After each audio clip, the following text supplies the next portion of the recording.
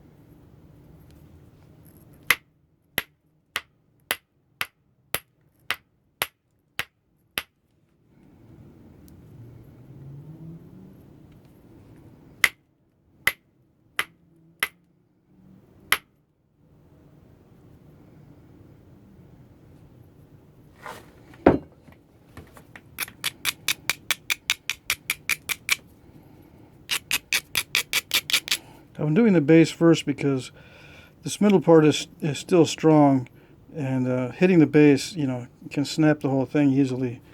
So I'm going to do the base while the middle is still strong.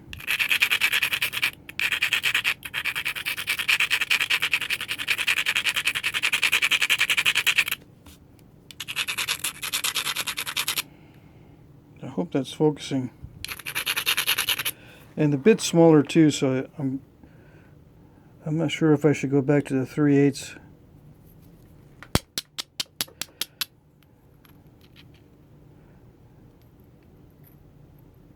I might need to go back to the 3/8 for some of these strikes.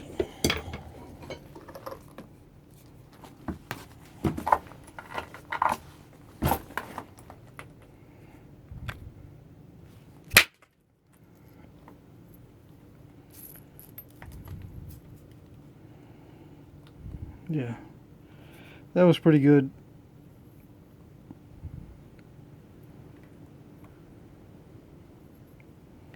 I'm not sure how I'm going to deal with that area there. Maybe come in from this way, but it looks like I might have to leave some of that in there.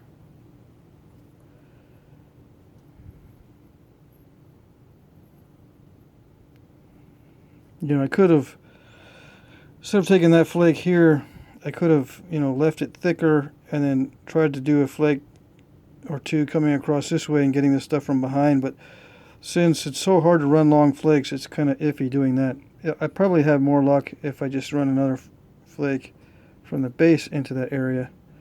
But then I risk creating a bigger step fracture and creating an island right there. So I don't know.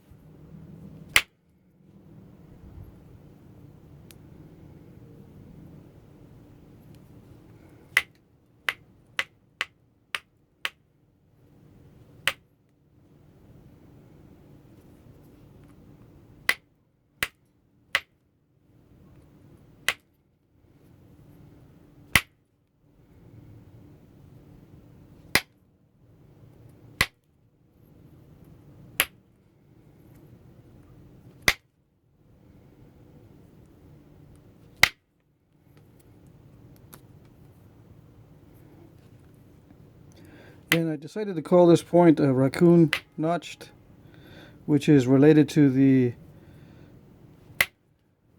Jack's Reef.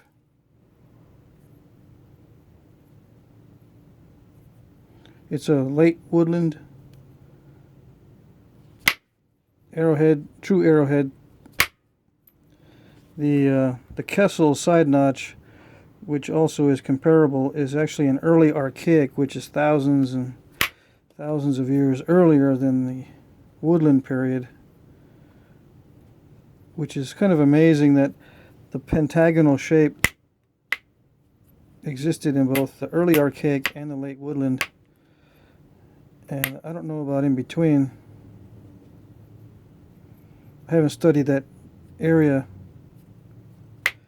but it's amazing that they would have similar shapes with such a long time span in between, and they're totally unrelated as far as time.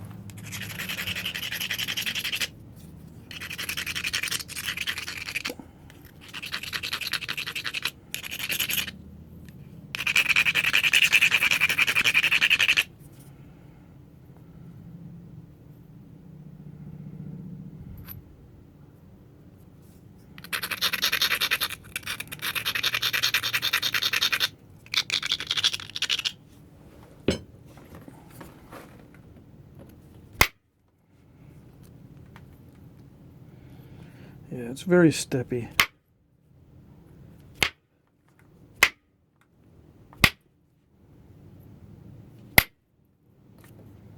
Rhyolite's very difficult to clean up and get just right as far as the flake pattern.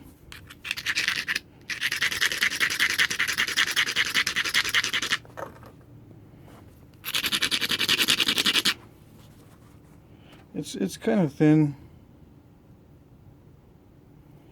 I'm going to get it a little bit thinner. and then do the notching.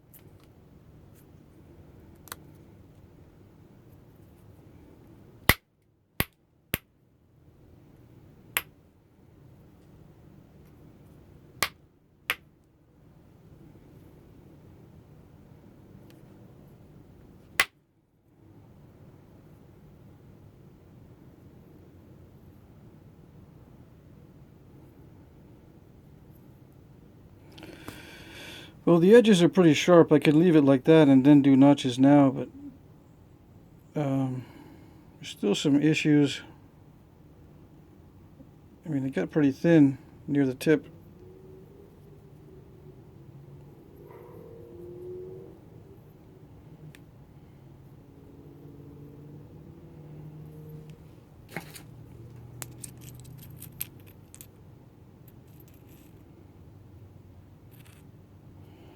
Not much width to work with. I could try to get a nice flake to take some of this off. And then maybe a flake here somewhere to take some of this off.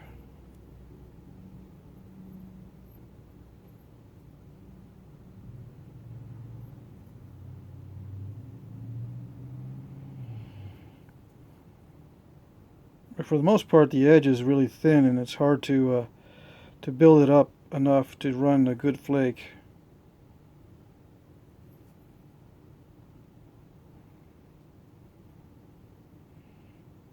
But let's see. I think I'm going to try one on here.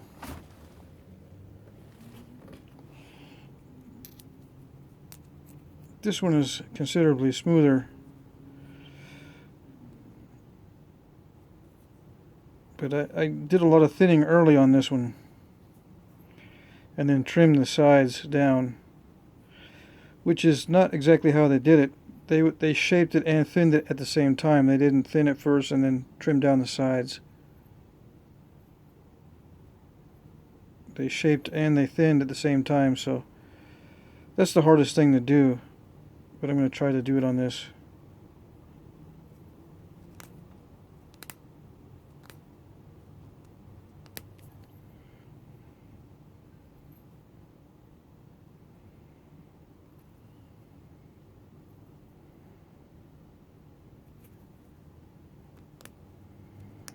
If I take a flake here, I've really got to make it travel because I don't want it to stop right here where this other step is. And I'm going to lose some width.